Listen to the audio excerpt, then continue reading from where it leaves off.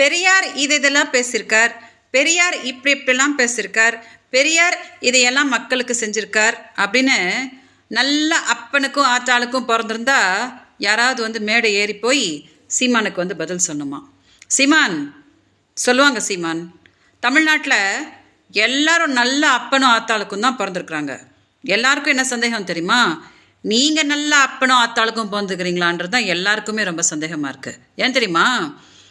பெரியார் யாருன்னே உங்களுக்கு தெரியாதா? அப்படியா?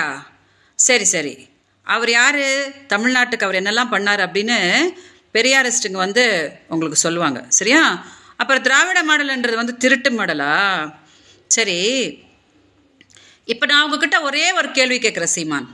நானும் நீங்கள் கேட்ட மாதிரியே கேட்குறேன், சரியா? நீங்களும் நல்ல அப்பனும் ஆத்தாளுக்கும் பிறந்திருந்தீங்கன்னா இப்போ பிரச்சாரம் பண்ணிட்டு இருக்கீங்களே ஈரோட்லேருந்து அந்த மைக்கை பிடிச்சிக்கிட்டு, அந்த மைக்லேயே எனக்கு கொஞ்சம் பதில் சொல்லுங்கள் சீமான்.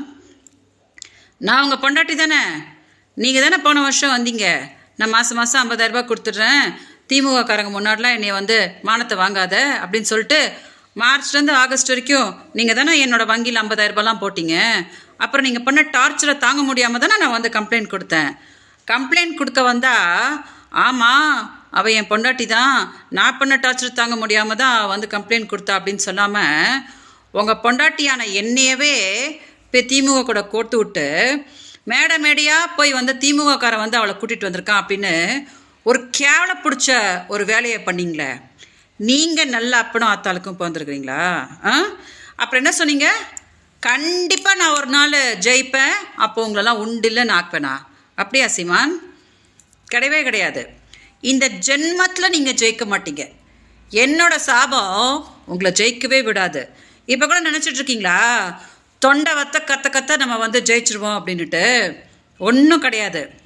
அன்றைக்கி சந்தோஷ் சொன்னார் பார்த்தீங்களா, ஸ்கைப்பில் சேரநாதன் பேசும்போது விஜயலட்சுமி பக்கத்துலாம் இருந்தாங்கன்னு. அன்றைக்கே வந்து தமிழ்நாட்டுக்கு என்ன உலகத்துக்கே தெரிஞ்சு போச்சு நீங்கள் நல்ல அப்பனும் ஆத்தாளுக்கும் பிறக்கவே இல்லை அப்படின்னு சொல்லிட்டு. அதனால் மீடியா தயவு செஞ்சு இதை கொஞ்சம் டெலிகாஸ்ட் பண்ணுங்கள்.